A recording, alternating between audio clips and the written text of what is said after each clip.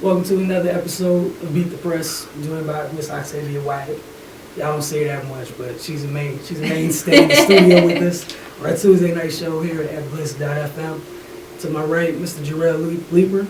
Yes. I'm sorry, I didn't know. Hey. I was excited because I was going to try to tie in Cameron and Jerrell.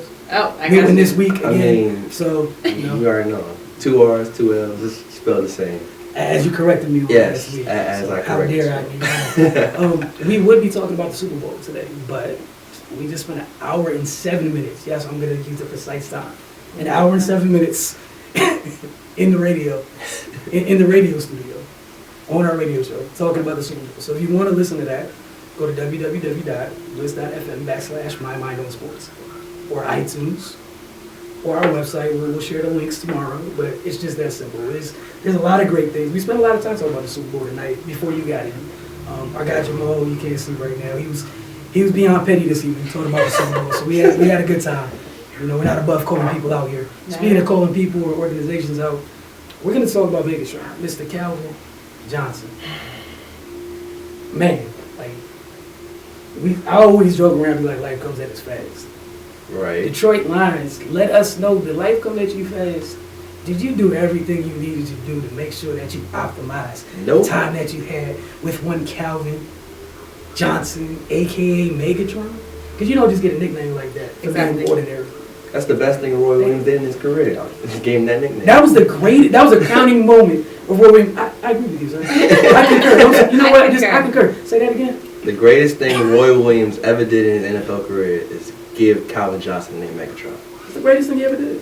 It's the only thing he was good at. That nickname was perfect. Yeah. The crowning jewel of his career was naming him a Decepticon. A whole transformer. Not even a whole transformer, but the right. That's like the transformer. Because if you remember, Megatron was one that transformed into a gun. Yeah. Like he didn't play no games. Try to get out from this side of there all the time. It's crazy. So I'm gonna get out of my '80s cartoons thing real quick. So Megatron, man, what was y'all's initial news? Like we're waiting for it to be like super official, but per like media standards, it's official. Yeah. It's all right. Like it's kind of like the coroner just waiting to officially call it. Like we already have the body, the bag, the tape's being cleaned up. Just gotta close the drawer. Just gotta close the drawer. Just waiting on the paperwork to close the drawer. So upon Megatron being retired, upon him saying that, I was surprised. I was slightly surprised. Like I said, I just looked up. He was only 30. Yes, his body has taken a beating over the last couple of years. But it was still surprising. I didn't think he would retire. I thought maybe he would want to get traded, go somewhere else. I know they had the trade rumors in the beginning of the year that they were talking about letting him go. But retirement, I didn't see that coming. And it's kind of crazy that they said he had thought about this previously before the season even started. So it's not like he made a decision halfway through the season. They said he told Matt Stafford, I think, and one other player in the beginning of the season that he was going to retire after the season, but he made them promise not to say anything to anybody. So it wasn't until at the end of the season when he said that he was going to retire. He had already made up his mind. So it's kind of shocking. so it's not like it's a big development from his standpoint. Right. It's about the rest of us finding out and our reactions. Because I was minding my business, checking on Twitter because I have no life and I stay on Twitter. Because I always want to make sure I don't miss anything. Mm-hmm. Like Woj bombs. You miss a Woj bomb, like you're behind the rest of the world. If Wojnarowski drops something, like you just have to take an L. Same thing with Schefter. If Schefter hits you, if Schefter drops a bomb. If you're off for like 10 minutes or like you're busy for 30 minutes, it's been retweeted 19.2 million times already. And people already started, like we're on the second take portions of content already. Yeah. So you don't want to miss it, would you, Jerrell? I agree with Octavia. I'm stunned to say the least. Twice in a 20-year span, you have 2 once-in-a-lifetime type players. For what? For nothing. And I look at Calvin's, his track record. I'm following Calvin's at Georgia Tech, but look at his career in the league. 2 seasons where he experienced winning. People don't forget. People fail to realize he was on the 1-16 team. So he's experienced a lot of pain and suffering, both physically, mentally, just like, why am I keep doing this? And the best individual player Detroit's had since Barry Sanders. And for what? Like, he had the money. They resemble like where they're mild-mannered. They don't really say too much. They just play and go home. So I wouldn't see him leaving because he loves Detroit. So it's like, if it don't work out here, I'm out. And it's jaw-dropping, honestly. It is. I'm still in shock. Like, I stumbled upon Megatron being bored on my, like, a little early NFL draft day, draft Twitter type days. And I was actually watching, like, something on Georgia Tech recruiting. I don't even know why I was there. And they were talking about a baseball player. I was like, man, 6'5" center fielder? Sounds pretty talented. Then, of course, I'm slow. Again, I wasn't this me yet. So I didn't know to follow up and read a little bit more. Come to find out, oh, Georgia Tech's starting wide receiver on the football team. And then you started watching, you were like, this isn't fair anymore. And again, a whole nother conversation we had, how the heck did Georgia Tech, who doesn't throw the ball, get all those wonderful wideouts? Demarius and Calvin. Yeah, Just like they're known for a triple option. Yet that's what they do. They produce a whole bunch of NFL, like very good NFL wide receivers. Calvin's great, so we just need to throw that out there. Which ties us into another thing. We're talking. There's a big argument going on. We're talking about this Hall of Fame class, and obviously we know things are interesting when it comes to wide receivers because there's still a whole bunch of wide receivers, great wide receivers. They haven't made it yet. A certain controversial, polarizing wide receiver is up for nomination as far as I'm concerned. Another number 81, and he's still in the running right now. People want to know if Jerrell Owens is going to be a first ballot Hall of Famer. I'm going to wait and let these two wonderful folks beside me answer first, because this is beyond laughable to me. So, Octavia or Jerrell, which one do you want to go first? I might actually walk away for a second. Just playing. You shouldn't do that. You want to go first? Sure. Definitely. Like, I don't understand what the issue is. I just think people always see the off the field Jerrell Owens as opposed to the on the field Jerrell Owens, is which we're supposed to be paying attention to. He's not getting nominated for anything that happened off the field. He's being nominated for what happened on the field. And everything that happened on the field was pretty great. I'm not saying it was always great, but anybody would kill to have a career that Jerrell Owens had. Maybe not to go out the way he went out, but anybody would kill to have the career he had. So for people to kind of discredit what he's done in the league is, like you said, laughable. I don't understand what they watched those past, however many seasons it was, 16, I believe, or something like that. So it makes no sense to me. When I think of T.O., when I think of the greatest wide receivers is Jerry Rice, Randy Moss, Terrell Owens. That's it. That's top three. In every category: catches, touchdowns, yards. Why isn't he in Hall of Fame? If you're going to talk character, it's just, that's unfair because the writers have to vote you in.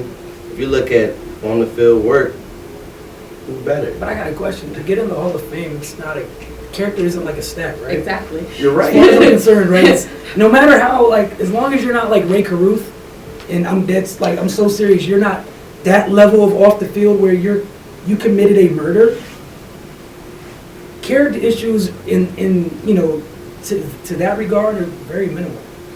Yes, you didn't get along with people. It's professional sports. People don't get along with people. In your everyday jobs, people don't get along with people. At the same time, we're talking about production. Simply production as far as the Hall of Fame goes across sports. And that's the thing that I guess sometimes with the writers that does bother me. Yes, I understand you're human, but you're voting on their production. Their production. As far as production goes, it's laughable. He's better than your favorite wide receiver's favorite wide receiver. Just leave it there. Antics, what have you. All the craziness. Say what you will. It's wonderful. Turned in one of the greatest Super Bowl performances ever. On one leg. On one leg. Dragging a team that had no business being there. Sorry. He also didn't play with It's not like okay, and I'm not knocking Marvin Harrison. It's not his fault he got to play with Peyton Manning. But T.O. played like Jeff Garcia on purpose for seasons. Near the end of his career, he's in with the Bills, and I don't even know who they're. Kyle Bowler? Yeah, he ended up with the Bengals this last season. Yeah, it was him and Chad. Oh, yeah. But I'm just saying, like, to be that productive all the time. He's a really good wide receiver. He's a Hall of Fame wide receiver early on. Like, his prime lasted for quite a while, and people just have to let it go. You can't mention Randy without Jerrell. You can't mention Jerrell without Randy. And as you said, you can't mention either without mentioning the one guy that's above the both of them, which just happens to be the GOAT. So anytime that's the kind of company you're keeping, there's no way. Folks, it's not a discussion. I gotta let this go. Y'all just sometimes you have to take an L, okay? He probably wasn't the greatest person in the world. Unfortunately, we're not voting on who he is as a person. We're voting on the field, Terrell Owens, between the yard player. T.O. That's all we're going to be. Anybody else we're not voting on? That's it. The other stuff, it's irrelevant. Exactly.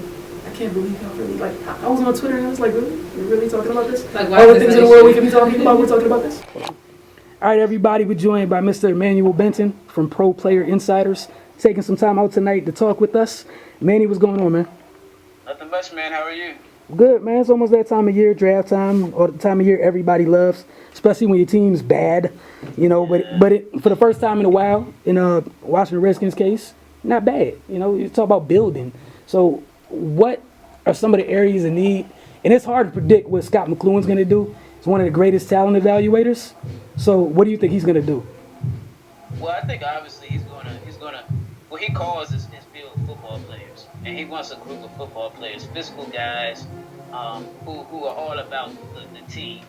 And I think he did a good job year one doing that, and that's why the Redskins made it to the playoffs. They made it to the playoffs thanks to a back end of their roster of rookies and guys from off the street. So I think McCloughan is going to do that again this year. Is really focus on the draft and try to get, if he does tap into free agency, some of the lower end type of guys. And I think you're going to look at as far as position wise, like defensive line, inside linebacker, and receiver, and of course, just building depth all around. All right, so we talk about the draft needs. Who are some of your potential targets? I know you're early on in your draft process right now, man, but you. I already know you got a couple favorite guys at a couple different positions that have made Manny's list of guys that I'd like as Washington Redskins, man. And Jerrell's over here perking up. I don't know. It's his first time dealing with the Emmanuel Benton. So go ahead, man. Who's some of the favorite guys on your list right now? Oh, you know me, Wilson, man. So you already know. I got myself a list. Yes, sir. We always have lists. That's what you have to start with is a list. Yeah, I've been studying guys since late December, and I've actually kind of narrowed it down to a few people, man. Already? I think McCloughan is going to go with either receiver or a defensive line in the first round. Just because if you look at the draft, they need a big receiver, and you're not really going to find it. It's not a deep receiver draft. So I think if you see a guy like Laquan Treadwell fall, or Michael Thomas out of Ohio State, who I love, is my number one wide receiver in this draft class. Yeah, it's great feet. I think that's the type of guys as far as receivers. On the defensive line, there's a bunch. This is a deep defensive line draft. But to me, there's two guys in particular who I've been really talking about on Twitter, and it's Vernon Butler from, I think, Louisiana Tech, who played in the Senior Bowl, is a big guy, agile. He can play the one tech position. He can play the zero. He can also play out on the end if you want him to. I think that he reminds me a little bit of Muhammad Wilkerson. I think that would be a good fit. Also, Chris Jones, defensive lineman out of Mississippi State, reminds me of Preston Smith almost, except he's an interior version of Preston Smith. I think he can play 5-tech, 3-tech, 1-tech, whatever. I think as the combine gets closer, you're going to hear people talking more about him because his tape, he jumps off the tape. He's a big guy, very raw, but he's a big guy who can play. Okay, one of the questions we had from Twitter, and I know you love Mike Thomas because you've been talking about his feet for a while now, and all I'm simply going to say is I concur. it's one thing to have deep speed. It's another thing where you have great feet to go with that speed, and you can consistently separate. So, yeah, I'm right there with you on that. And as for the gentleman you mentioned that might be an interior version of Preston Smith, I mean, we saw Preston last year. That's not exactly a bad thing right there. And you and I both love Preston very, very much so last year.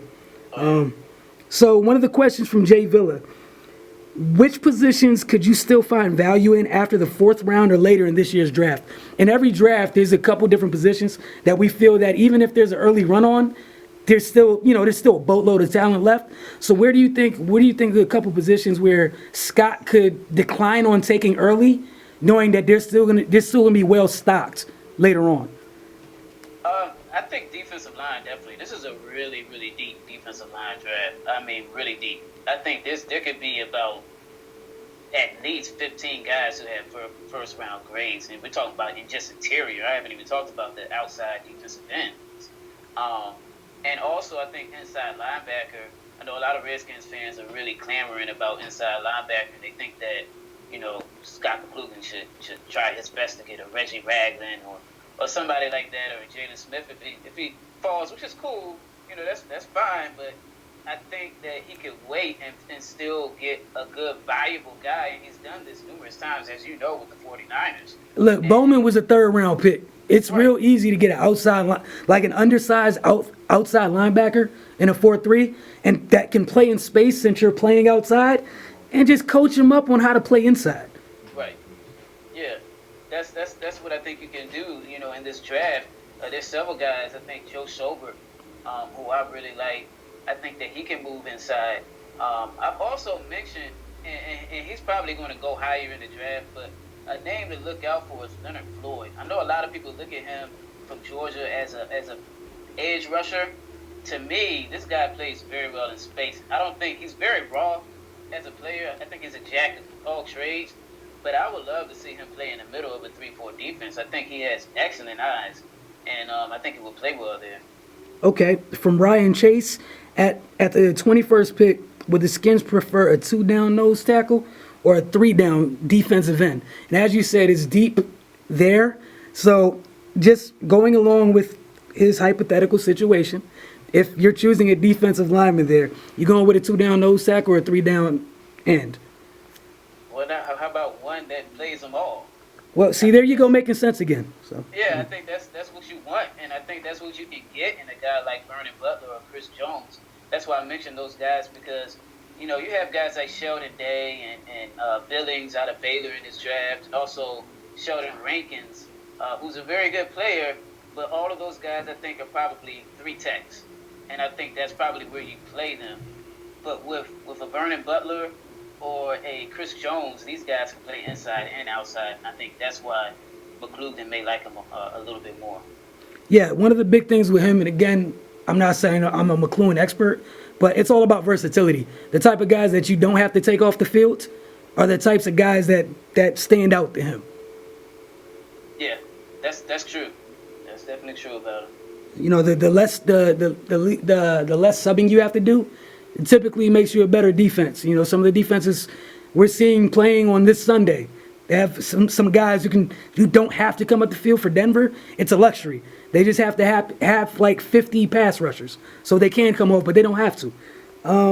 Lastly, another question from Ryan Chase: with the league seemingly more comfortable with smaller inside linebackers, that we touched on a little bit, with converting outside 4-3 guys to 3-4 inside backers.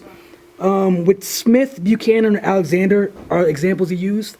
Thoughts on those type of guys? Well, I think you can find those type of guys in this draft class, and I think that is the way the league is moving, with it being more of a pass first league. And I think a guy that I've talked about a lot on Twitter is the kid out of Duke, Jeremy Cash, and I think that guy is really, really good and could really play that Buchanan role. Has a lot of speed going up the hill, and I think that will be a type of player that you will look at, and also like a Leonard Floyd, like I said, he's kind of a tweener. He's tall, but he's very skinny, and I think that he could be a good guy in that type of role. All right, Manny, as always, before we get off, man, our resident Redskins fan has a Absolutely. question. So, Jerrell, Leeper, Manny, Benton, ask your question, man. Hey Manny, one of the biggest takeaways of this season for me was our secondary. Is there anyone we should be looking out for in this draft? Yeah, the secondary is interesting because I think that they have two pretty good starters in Breland and Chris Culver. But that's if they want to let them press. Because I think both of those guys are press cornerbacks. Like Breland, he learned a little bit as the year progressed how to play in zone, but he's more of a press cornerback. And Culver had his issues because they had him playing off, and that's not who he is. So I think that they definitely are going to look in the draft for another cornerback, especially a nickel guy. I think it's Cyrus Jones out of Alabama, I love, or Jalen Mills out of LSU. Those are guys who I think that will fit well. As far as safety, I'm a huge fan of Keyshawn Jarrett. I feel like he could be a starter at free safety. People have argued with me about this, but to me, he's a starter at free safety. And even if they don't do that, I think D'Angelo Hall will be okay. I feel like they should look to the draft for some more guys like a Jeremy Cash or a Darren Thompson out of Boise, or Carl Joseph, who I love, out of West Virginia. So he's definitely going to address that in the draft, I believe. He has to because they need depth. All right, last but not least, Manny, thank you so much. But why we didn't talk about the quarterback, Mr. Kirk Cousins, because that's a whole nother conversation for another day. I'm simply going to talk about him without referring to his play this season. But if you're Scott McCloughan, you're in the draft, and during your time in the draft, you believe in depth and competition. Robert's not going to be here. Colts most likely not going to be here. Do you draft a quarterback, and when? Well, I think the politically correct answer here would be it depends on who's on the board and when that player's on the board. There's some scouts. I haven't studied a lot of the quarterbacks per se yet. I haven't felt compelled to. I'm going to start that at some point. But there's some scouts who you talk to who feel like there's not a first round quarterback in this draft. But you already know there's probably going to be 3 that go in the first round. And it'll be interesting if one of them falls. If Goff falls, or Wentz, or the other kid. Paxton Lynch. Paxton Lynch. One of those 3. I've watched them all live. And they have some good play. But, one thing about Scott McCloughan, and I did an article on this last year, all the teams that he's been a general manager or some type of personnel rep for, they've drafted quarterbacks regardless of who was their quarterback. Whether they had Brett Favre or Matt Hasselbeck, they still drafted quarterbacks. So I think there's a chance that he could. I don't know when, but if the right player is on the board, I think he will. Obviously, for those of you that are watching, I'm not saying he's taking a quarterback with the first or second pick. Simply saying he could take a quarterback. That's, as you said, it's something he's done. He's shown a trend to do. And why not have competition? Everything's still up in the air with Kirk. All we know is you had one successful year. We do know that year 2 brings a tougher schedule, and we don't exactly know what's going to become of Kirk. So this isn't, there's that school of thought to lock him up and not have any depth behind him, and that's just crazy. That's nonsense, and that's not what a good GM does. There's going to be a backup, and obviously things will get interesting if one of those guys you were mentioning falls. But Manny, thank you so much. We're going to talk to you many more times before we get to the draft day, man. But thank you so much, and tell everybody where they can find you at on Twitter, man. All right, man. Thank you for inviting me on. You guys can find me on Twitter at Manny_PPI. I'm always answering questions on there, and also on Instagram at Manny_Benton. I post a lot of film on there. I appreciate it, man. Thank you so much. All right, brother. Thank you. Yep. We want to thank our guest Manny Benton for giving us exclusive insider on the draft of the Redskins, and thanks for tuning in to Beat the Press.